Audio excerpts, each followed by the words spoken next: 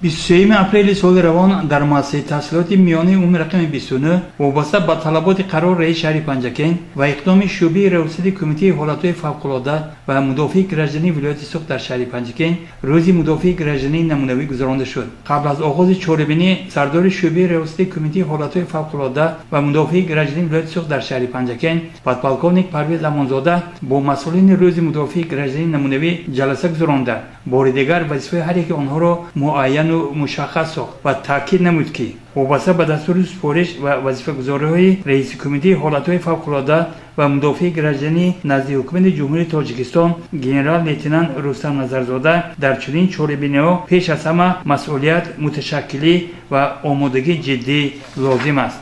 سپس در صحن تعلیمگاه جوامع علاقمند به روز مدافع گرجنی نمونوی برگزار شد. توجه بابای رفیق سرداری مکتب برای گذراندن مدافع شهروندی نمونوی صف آراسته است. سردار استاد یوسفوف.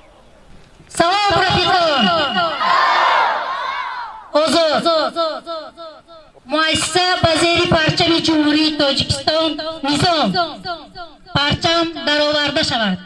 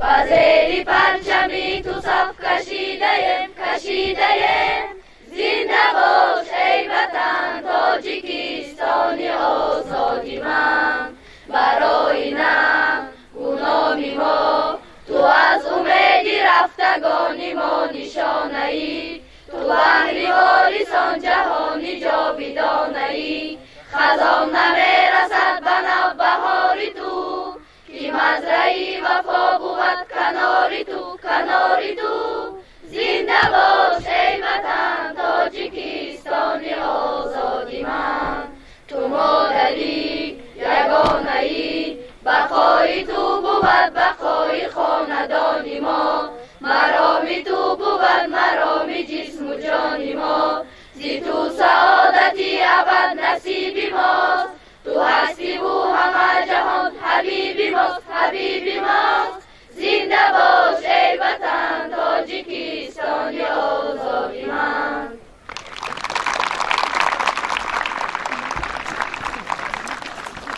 مدافع گرجدنی شکل خاص و عمومی چهاربینی است که با اشتراک کل اهالی کشور به عمل آمده می شود. استواری و ترقیات روزمره آن وظیفه جانی هر یک شهروند تاجیکستانی صاحب استقلال است. در زمان امروزه تاجیکستان صاحب استقلال با شرافت زحمت‌های هر لحظه اینا و دقت دائمی دولت و حکومت تاجیکستان قانون جمهوری تاجیکستان درباره مدافع گرجدنی از 28 فوریه سال 2004 تحت رقم 6 در تحریر قانون جمهوری تاجیکستان از 5 مارس سال 2007 تحت رقم 229 و اینچنین قانون جمهوری تاجیکستان درباره حفظ اهالی و حدود از حالتهای فوق‌العاده دارای خصوصیت‌های طبیعی و تکنوگنی از 15 ایلول 2004 تحت رقم 53 به تصویب رسیده است. حاضرین محترم، تاجیکستان جمهوری کوهی است. از این رو خطر به میان آمدن نمودهای گوناگون حالتهای فوق‌العاده طبیعی از احتمال دور نیست. اساساً در شرایط امروزه برای کشور ما رخ دادن آفتهای طبیعی چون زمین لرزه، سیل‌ها، کندشوی کوه‌ها، لغزش زمین، سرمافرایی و سوختارو و غیره ها موجود است. امر واقعی است. حفظ اهالی از این حادثات اگر در مد اول وظیفه اساسی ستاد اوید به حالتهای فوق‌العاده و مدافع گرجدنی باشد، بعداً وظیفه جانی هر یک شهروند تاجیکستان است. تامین بخطری حیات و فعالیت انسان مقصد اولین درجه و اساسی همه استادها اوید به حالتهای فوق‌العاده و مدافع گرجدنی است. اما سوال جهت جنبست آموزش و اساسهای آمادگی به حالتهای فوق‌العاده و مدافع گرجدنی در سراسر مؤسسه‌های جمهوری، ولایت و شهر نوحیه روز مدافع گرجدنی نمونوی و یگانه گذرانیده می شود. از آن جمله امروز در مؤسسه ما در اساس نقشه چهاربینی اساسی ولایت سوخت اوید به مسائل مدافع گرجدنی، پیشگیری، اعتنا و رفع عاقبت‌های حالتهای فوق‌العاده برای سال 2021 که با قرار رئیس ولایت سوخت از 3 دکامبر سال 2021 تحت رقم 393 درباره تصدیق نمودن نقشه چهاربینی اساسی ولایت سوخت اوید به مسائل مدافع گرجدنی، پیشگیری، اعتنا و رفع عاقبت‌های حالتهای فوق‌العاده برای سال 2021 و قرار رئیس شهر پنجکن از 16 اپریل سال 2021 تحت رقم 77 با مقصد بلند برداشتن دانش و ملکه خوانندگان در سایه حفظ شهروندی و خوشصفت گذراندن روز مدافع گرجدنی نمونوی و یگانه در مؤسسه ما گذرانیده می شود.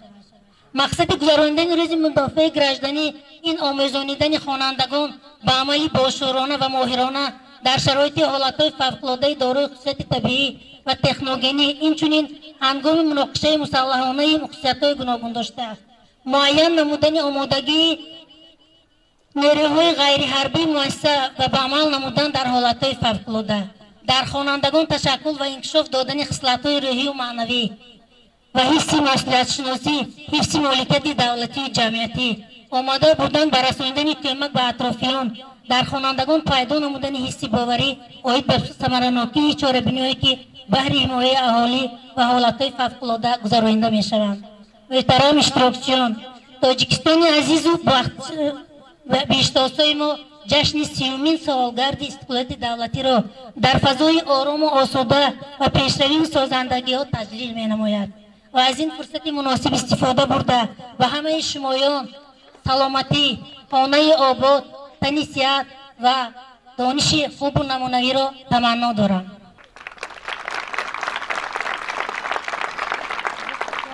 برای معرفی کردن مؤسسه تحصیلات میانه عمومی رقم 29 که امسال 50 سالگیش را ما جشن میگیریم، سخن به آموزگار فن تاریخ نورالله سینشا داده می شود.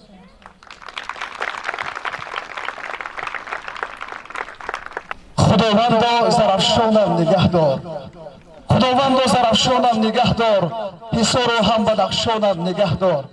همه عالم به چنگ فتنه افتاد، خدایا تاجیکستانم نگه دار، خدایا تاجیکستانم نگه دار. 1 سپتامبر سال 1971 خرسندی اهالی گذر ایشان و اطراف آن را حد و کنار نداشت، زیرا دبستان در انتظار زمانوی دو قوته آغوش خود را برای مؤثرین باز میکرد که خوانندگان هر روز و بینای کلان و زیبا حوری وسیع و اطراف آن نگریسته علکه خود را در صیبخانه های کلان و وسیع و غیره ها حساب میکردند. مؤسسه از اولی تأسیس یابی برای رونق و رواج ورزش تا رفت مشق ورزشگاه‌های پشت مؤسسه که امروز در نظر ما و شما انعکاسگری همه این نمودی ورزش در تاجیکستان است، بیانگر این گفته هایم. اولین آموزگار ورزشی مؤسسه تعلیمات عمومی رقم 29 پریاتکا بوریس، جامعه رستم، ولینا لیدیا و دیگران بودند که برای خوانندگان سبق‌های ورزشی می‌دادند و مسابقه‌های ورزشی تیار می‌کردند. گروه والیبال‌بازان از حساب دختران اولین مراتب در مؤسسه آناجان عبدالله‌یوا، گوهر حاجی‌یوا، هاجرای براتова، سعیده مولوده، زلیخا رئوپова و دیگران بودند. فوتبالیستان باشد جبارов نعمتجان، شادیев نرزالله، شفیع سعدالله، ناظرov بابا حاجی، نیازov عادل و اعظمov همه باشند. زیرا اساسگزار صلح وحدت ملی پیشوای معظم کشور پرزیدنت جمهوری تاجیکستان محترم امام علی الرحمن ورزش را همچون قصید صلح نام میبرند. اگر ما در زیر مفهوم قصید صلح اگر تحلیل کنیم، واقعا ورزش استقلالیت است، ورزش صمیمیت است، ورزش صلح است، ورزش دوستی است. اگر ورزش نباشد رشته دوستی ناگسستنی میماند. خوانندگان امروزه مؤسسه نیز با ورزش شوق دارند و همه‌ای که وقت خود را دریافت کردند سوی ورزشگاه میروند و تمام نمود ورزش‌ها را در این مؤسسه با سطح بلند اجرا میکنند. روح آن شهروندانی که در مؤسسه مذکور میخواندند ورزش میکردند نام دبستان ما را بلند میبرداشتند شاد و جاویدان باد. از شمایان خوانندگان خواهش می‌نمایم که ورزش را دوست دارید. با شرافت یاری ورزش شما میتوانید که از خودکنی دیگر فنها را جنات نمایید. جسم را آب و تاب داده نسبت بیماری‌ها و برانگیزندگان آن قوی و مستحکم گردید. زیرا ورزش امروز تا رفت در سطح جهانی یک نمود انعکاسگری تمام دوستی و رفاقت در سرتاسر دنیا گشته است. ورزش برکت می‌دهد، ورزش صلح می‌بیارد و تنها ورزش است که ما را به هم آشنا می‌سازد و تاجیکستان کوچک ما را به تمام جهانیان معرفی می‌کند که این دستاورد بزرگ استقلالیت به هر یک شهروندان جمهوری تاجیکستان در سطح بلند انعکاس می‌یابد. دوستان ورزش باشید. در ادامه چاره‌بینی پرویز امانزاده با هیئت همراهانش وارد سینخانه شده به خوانندگان با چند سوال مراجعت نمود.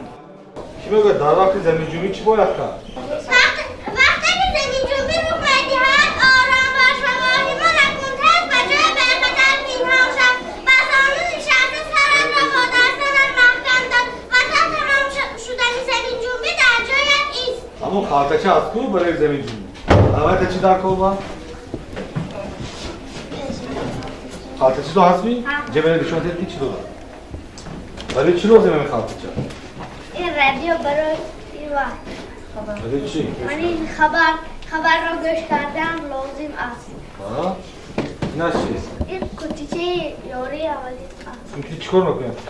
این کتی باید یگان جایدام زخم بردار شود در همین رو دیده سوده بدیدم؟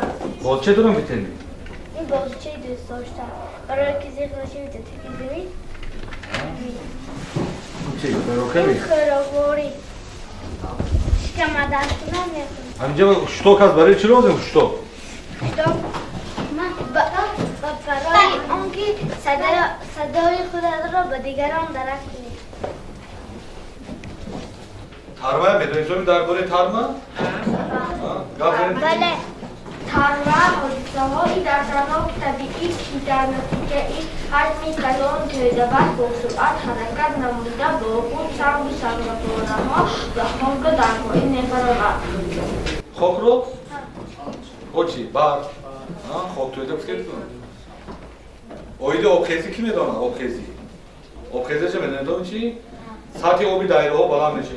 خودمون من دایره زرافشان از هنگامی بلند شدیم سطح آبی دایره زرافشان مجراش دیگر نبودن چی بگم نه؟ آبخیزی. خوش باشه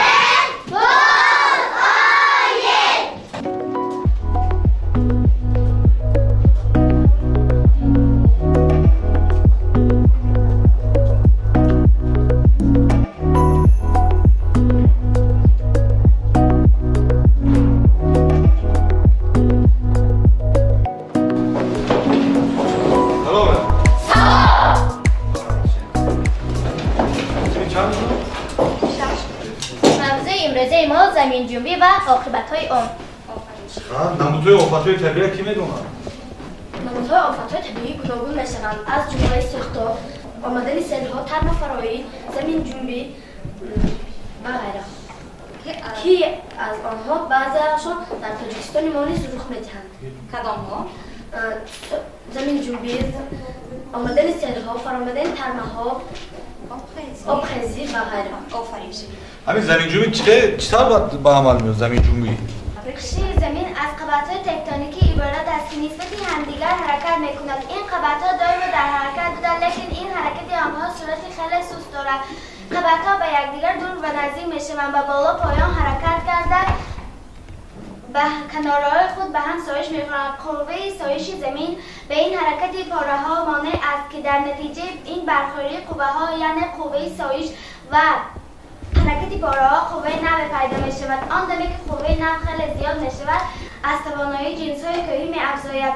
ویرانشوی یک پاره‌ها به وجود می آید که در نتیجه زمین جنبی به عمل می آید. همین تو زمین جنبی چی باید کرد؟ تو زمین جنبی همین جنایت تو زمین جنبی چی باید کرد؟ باید در جای علمی پناه گیریم با دست خود سرمان را داشته در زیر یگان میز یا میز پناه گیریم. بعدی زمین جنبی تا 60 میشماریم و بعد از جای خود آهسته میبریم. باید معین نماییم که چیزهای افزوده مستحکم باید باشد.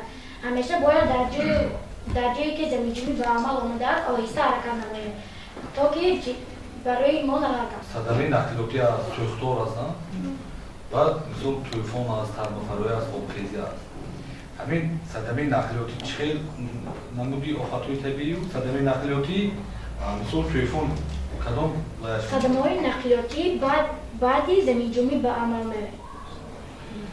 اینا آفت‌های طبیعی دارای خصوصیت تکنگینی. ترختور کدی صدمه نقلیاتی تکنگینی. دیگرش نمودی طبیعی. فهمیدی؟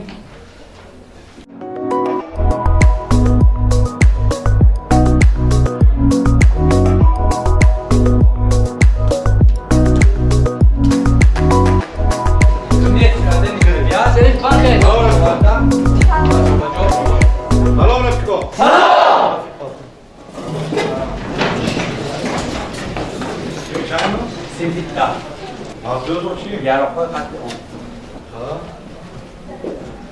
کدوم یراقای قتل عام رو می‌دونید؟ برام یراقای قتل عام، یراقای یادرویی، یراقای کیمیایی و یراقای بیولوژی داخل میشن. درباره بیولوژی صحبت کنیم. یراقای بیولوژی یراقی است که برای فهمیدن کسل‌های عمومی استفاده می‌شود. به این نمودی یراق پیش از همان نماینده علاوه میکروارگانیسم‌های کسل‌وار داخل می‌شوند که آنها کسل‌ها را به وجود می‌آورند که خطرناک بوده برای انسانیت ضرری کلان دارد. کیمیایی چیه؟ یراق کیمیایی یراق است که برای نابود و نیست کردن مردم، اهالی، محصولات خوراکی استفاده بوده می‌شود. اوید آفت‌های طبیعی هم گفت زمان نیست؟ درباره سیل، آبخیزی، ترمافروی، طوفان‌های سخت کدام ما پنجگی و کدامش میشه اوتا؟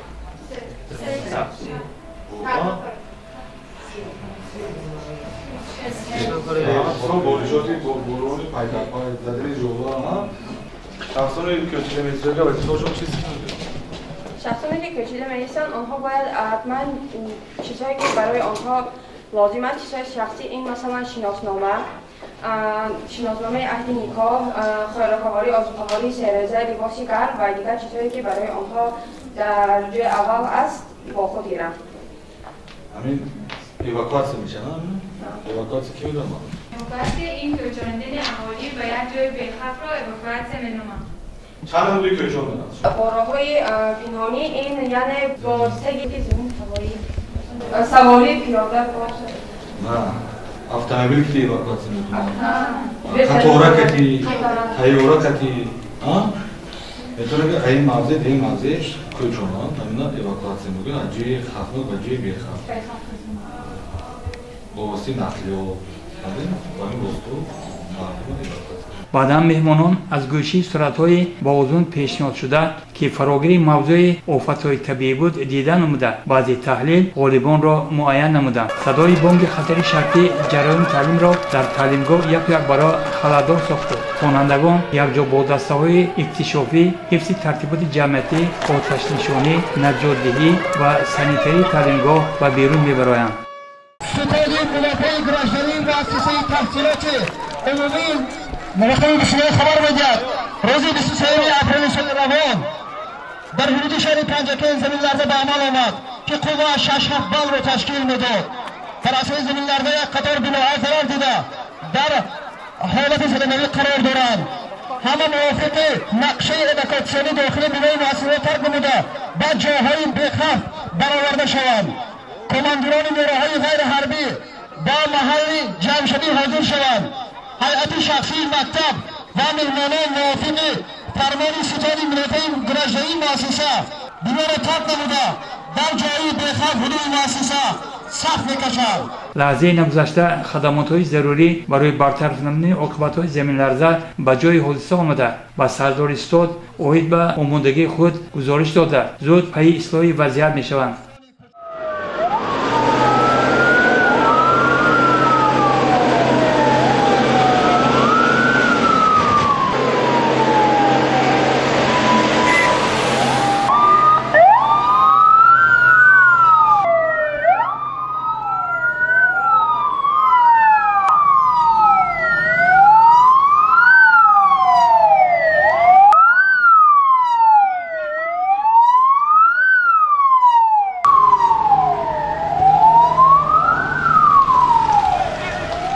در یک مدت کوتاه سوختار خاموش، سیم‌های کندشده برق برقرار و کمک به ضرردیدگان رسانیده افراد دست به طلا و تاراج مالکیت جمعیت زده دستگیر می‌شوند.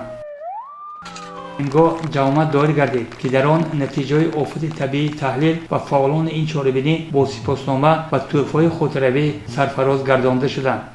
شعبه ریاست کمیته حالت‌های فوق‌العاده و مدافع گرجنی ولایت سوخدرشهر پنجکل افتخارنامه با عنایت و گلبهار برای اشتراک فعالانه در تشکیل و گذراندن روز مدافع گرجنی نمونه‌ای در مترو رقم 29 شهر پنجکل سرفراز گردانده می‌شود.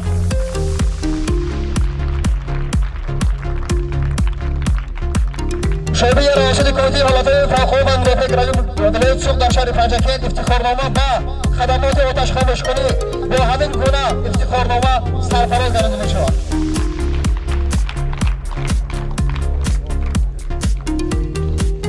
همین گونه افتخارنامه با دسته خدمات ترتیبات جمعیتی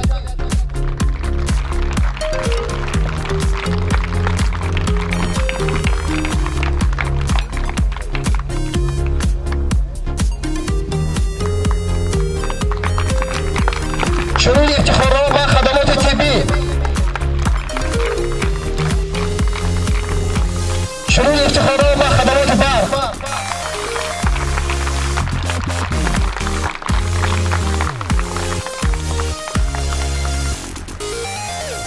چنین افتخارنامه و خدمات علاقه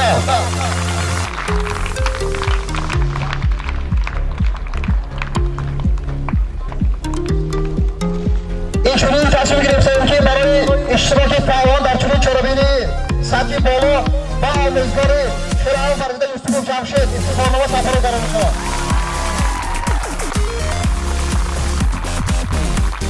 خلق وطن صادقانه خدمت بکنید.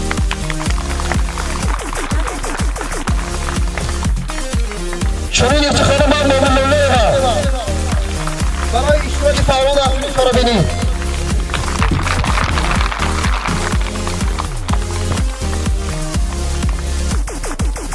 چنین افتخارنامه به امیربک آستین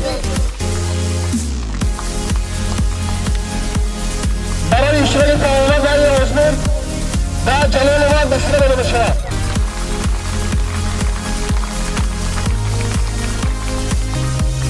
چنین افتخارنامه و دسته اکتشافی برای فعال اشتراک کرده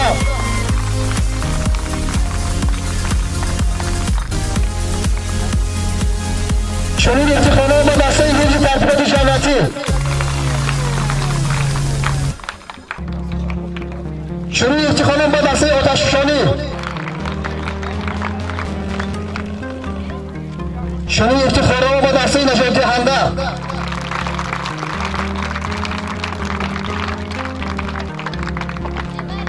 چنین افتخارنامه و دسته سنتری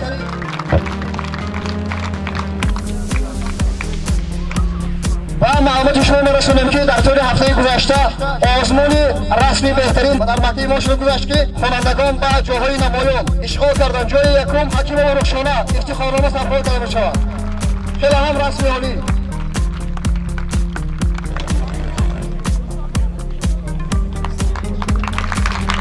برای اشغال جای دیوم غنی حاجی مرزا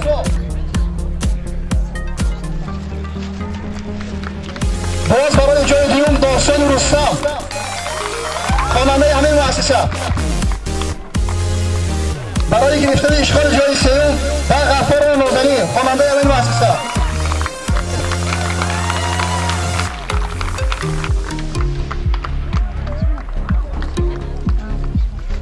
جای گرفتن جای سوم محمد قلوب باباچا.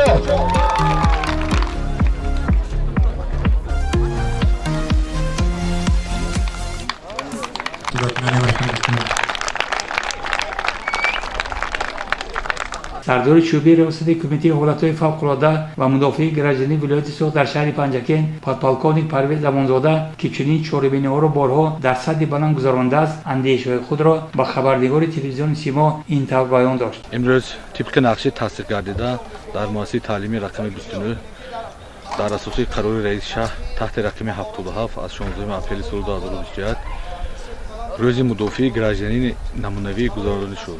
در چاره‌بینی مذکور هیئت راهبری کننده مؤسسه خدمات‌های مدافع گرجنی از آن جمله خدمات آتش خاموشکنی، خدمات ترتیبات جمعیتی، خدمات طبی، خدمات علاقه و برق فعالانه اشتراک نمودند و وظیفه‌هایی که در نظرشون گذاشته شده را سری وقت اجرا نمودند.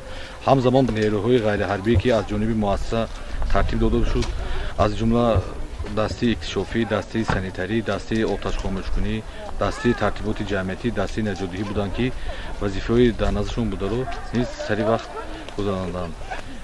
چاره‌بینی مذکور خیلی در سطح بلند گذرانده شد. چنین چاره‌بینی سنه 29 اپریل در تمام مؤسسه‌ها روز مدافع گرجنی یگانه گذرانده می‌شود. مقصدی اساسی گذراندن چنین چاره‌بینی میباشد که باید هر یک شهروند، هر یک مؤسسه، هر یک تشکیلات و کارخانه‌ها باید در حالت رخ دادن هر گونه آفت‌های طبیعی، حالت‌های فوق‌العاده آماده باشند. در خاتمه ما با چند نفر غالبان عضوانی با مناسبت روز مدافع گرجنی نمونوی اعلام شده هم صحبت شدیم. امروز در مؤسسه ما چاره‌بینی اوید به حالت‌های فوق‌العاده برگزار گردید که من در آزمون رسمی بهترین جای اول را اشغال نمودم. زندگی ثابت ساخته که با وقوع آمدن آفت‌های طبیعی نخست و در همه فصل سال از احتمال دور نیست. بنابر همین به این حادثه آماده بودن وظیفه مهمترین و جانی هر یک مسئول متصدی اداره تشکیلات صرف نظر از شکل مالکیتشان محسوب می شود. به همین خاطر برگزاری روز مدافع گرجنی نمونوی در این روند می تواند عامل خیلی مهم باشد در سمت هر چه زودتر برطرف نمودن عاقبت‌های آفات طبیعی.